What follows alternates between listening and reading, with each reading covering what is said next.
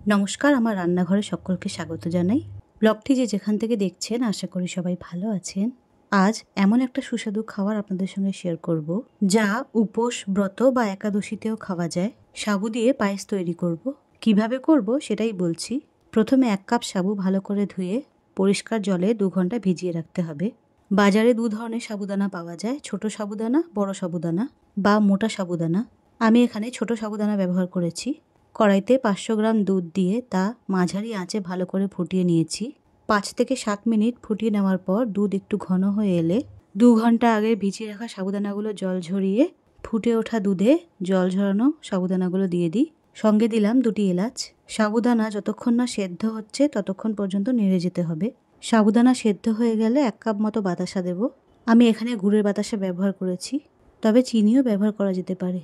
4 থেকে 6 টেবিল চামচ চিনি বা 1 কাপ বাতাসা। যতক্ষণ না বাতাসা পুরো মিশে যাচ্ছে ততক্ষণ পর্যন্ত নাড়তে থাকবো। বাতাসা সম্পূর্ণ মিশে যাওয়ার পর আমি এর মধ্যে 1 টেবিল চামচ ঘি দিলাম। হাতার সাহায্যে ঘিটা ভালো করে মিশিয়ে নিলাম। সাবুর পায়েস প্রায় তৈরি হয়ে এসেছে। এমন সময় ওপর থেকে 1 মুঠো কাজু কিশমিশ ছড়িয়ে দিলাম। সঙ্গে দিয়েছি কুচনো নারকোল। কাজু, কিশমিশ, নারকোল কুচি ঘিতে ভেজেও দেওয়া যায়, আমি এমনি দিয়েছি ওপর থেকে ছড়িয়ে। পায়েসটা বেশ ঘন হয়ে এসেছে, এবার নামিয়ে নেব। গরম গরম পরিবেশন করা যাবে বা ঠান্ডা হলেও খাওয়া যায়। সঙ্গে করব ফুলকপি, আলু, গাজর দিয়ে একটা তরকারি।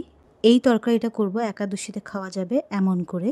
যে কড়াইতে সাবুর পায়েস করেছি সেই কড়াইটা ধুয়ে এর মধ্যেই তরকারিটা করছি। এই কড়াইটা আমার নিরামিষ ঠাকুরের কড়াই। যেহেতু এই রান্নাটা একাদশীর দিন করছি, তাই ঠাকুরের পরিষ্কার বাসনই ব্যবহার করেছি। কড়াই, হাতা, খুন্তি সবই পরিষ্কার ঠাকুরের বাসন। কড়াই গরম হলে তাতে সানফ্লাওয়ার অয়েল আর ঘি মিশিয়ে দিই। তেল এবং ঘি গরম হলে তাতে আদা বাটা দিলাম 1 চামচ। আমি এখানে আন্দাজ মতোই দিয়েছি। ঘি এবং সাদা তেলে আদা বাটাটা ভালো করে সাঁতলে তার মধ্যে কুচনো নারকোল দিয়ে দিই। নারকোল কুচিটা হালকা ভাজা ভাজা হলে তার মধ্যে 5-6টা কাঁচা লঙ্কা চিড়ে দিয়েছি। সঙ্গে একটা টমেটো কুচিয়ে দিলাম। টমেটো ভালোভাবে তেলে নরম হয়ে এলে এর মধ্যে দিয়ে দেবো আগে থেকে কেটে রাখা ফুলকপি। ফুলকপিগুলো আমি জলে একটু ভাপিয়ে নিয়েছিলাম। ফুলকপিগুলো তেলে ভালো করে সাঁতলে নিয়ে তার মধ্যে দিয়ে দিলাম আগে থেকে কেটে রাখা গাজর আর আলু। ফুলকপির সঙ্গে গাজর আর আলুটাকে ভালো করে সাঁতলে নিলাম। সঙ্গে দিলাম 1 চামচ গোলমরিচের গুঁড়ো। একাদশীতে যেহেতু হলুদের খাবার খাই না, তাই আমি এর মধ্যে হলুদের ব্যবহার করছি না। আর লবণও আমি এর মধ্যে সন্দক লবণ ব্যবহার করব। লবণটা সবার শেষে দেব। এখন এর মধ্যে দিলাম কাজু বাদামের গুঁড়ো। কাজু বাদামের গুঁড়ো দিয়ে সব সবজি একসঙ্গে ভালো করে মিশিয়ে নেব। আদা বাটা এবং কাজু বাদামের গুঁড়োর জন্য এই তরকারিটা খেতে খুবই ভালো লাগবে। এবার এর মধ্যে দিয়ে দিলাম উষ্ণ গরম জল। জলটা অল্প করেই দিলাম, যেহেতু সব সবজিগুলো সাঁতলে নেওয়া হয়েছে ভালো করে, প্রায় অনেকটাই সেদ্ধ হয়ে এসেছে, তাই এইবার অল্প জল দিয়ে খুব কম সময় ফোটাবো। এবার দিলাম সন্ধক লবণ 1 চামচ মতো দিলাম। সঙ্গে দেবো 1 চামচ মতো চিনি। সবকিছু ভালো করে মিশিয়ে ফোটার জন্য রেখে দেবো প্রায় 5 থেকে 7 মিনিট।